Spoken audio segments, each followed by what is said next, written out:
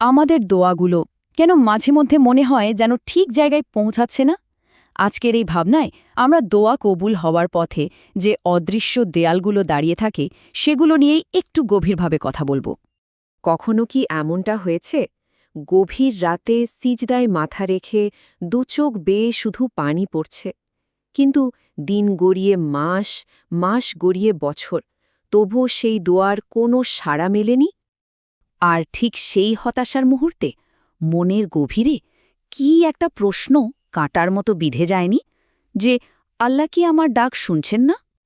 তাহলে চলুন স্রষ্টার যে প্রতিশ্রুতি আর আমাদের যে অভিজ্ঞতা, এই দুটোর মধ্যে যে একটা ফারাক মনে হয় তার গভীরে গিয়ে দেখি। কারণ আল্লাহ তাআলা তো কোরআনে একদম স্পষ্ট করে বলে দিয়েছেন, তোমরা আমাকে ডাকো, আমি তোমাদের ডাকে সাড়া দেব। এখানে দেখুন, কোনো কিন্তু নেই, কোনো শর্ত নেই, তার ওয়াদা একদম কাতাই, মানে নিশ্চিত। তো একদিকে আল্লাহর এই অটল ওয়াদা, আর অন্যদিকে আমাদের এই ভাঙা মনের অভিজ্ঞতা, যেখানে মনে হয় দোয়া কবুল হচ্ছে না, দেরি হচ্ছে। আর ঠিক এই দুয়ের মাঝখানে কিন্তু জন্ম নেয় সন্দেহ আর দ্বিধার একটা গভীর দেয়ার।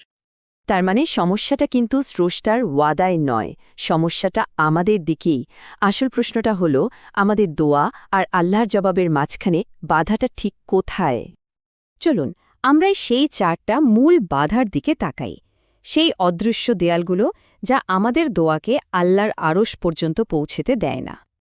দেখুন, এই চারটা বাধা কিন্তু আমাদের জীবনেরই চারটা দিক থেকে আসে।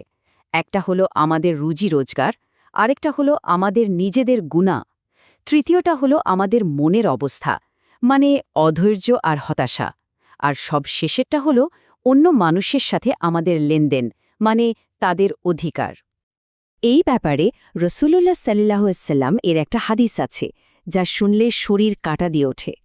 তিনি এমন একজন মানুষের ছবি এঁকেছেন যে লম্বা সফরে ক্লান্ত, ধুলোয় ধূসরিত চুল, অসহায়ভাবে আকাশের দিকে দুটো হাত তুলে আকুল হয়ে দোয়া করছে, কিন্তু তার খাবারটা হারাম, তার পানীয়টা হারাম, তার পরনের কাপড়টাও হারামের টাকায় কেনা। তখন রসুল সাল্লাম প্রশ্নটা ছুড়ে দিলেন, কিভাবে তার দোয়া কবুল হবে? ভাবুন তো একবার, দোয়ার জন্য মুখ তো খোলা, কিন্তু রিজিকের দরজাটা হারাম দিয়ে বন্ধ করে দেওয়া হয়েছে। আমাদের আয়, আমাদের সম্পদ, সেটা যদি সুদ থেকে আসে, ঘুষ থেকে আসে, কিংবা কাউকে ঠকিয়ে বা ওজনে কম দিয়ে আসে, তাহলে সেটাই কিন্তু দোয়ার পথে সবচেয়ে বড় একটা দেয়াল। দ্বিতীয় বাধাটা আরও গভীর। এটা হলো সেই গুনাহ যা আমরা ছাড়ার জন্য আন্তরিক না। মুখে তো আল্লাহর কাছে সাহায্য চাইছি, কিন্তু কাজে সেই গুনাহটাকে আঁকড়ে ধরে আছি। আমাদের বুঝতে হবে, দোয়া মানে হল পরিবর্তনের একটা ওয়াদা, এটা গুনাহ চালিয়ে যাওয়ার কোনো লাইসেন্স না।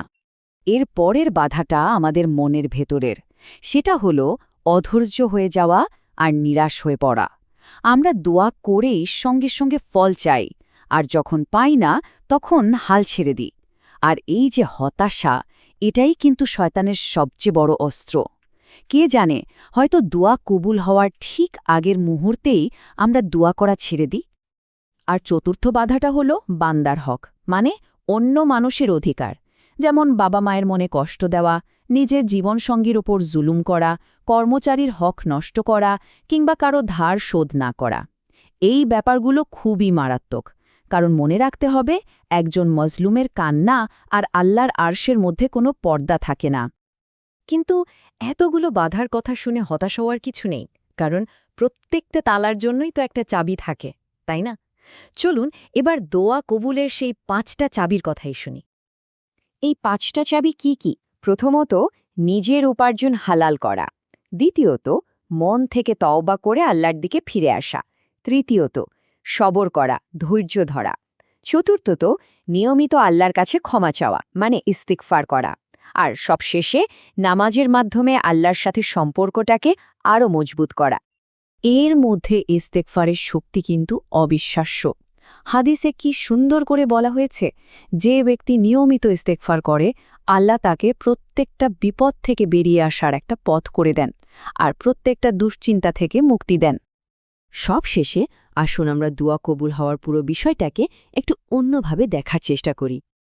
আচ্ছা, এমনও তো হতে পারে যে আমাদের প্রত্যেকটা দোয়াই আসলে কবুল হচ্ছে, কিন্তু ঠিক সেভাবে নয় যেভাবে আমরা চাইছি।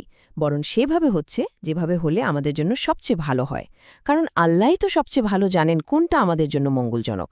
হয়তো আমরা যা চাইছি তার বদলে তিনি আরও উত্তম কিছু আমাদের জন্য রেখে দিয়েছেন। এবার ভাবনার শেষ প্রান্তে এসে নিজেকে শুধু একটা প্রশ্ন করার পালা। আজ যে বাধাগুলোর কথা আমরা শুনলাম তার মধ্যে এমন কোন একটা বাধা আছে যেটা সরানোর জন্য আজ থেকেই প্রথম পদক্ষেপটা নেওয়া যায়?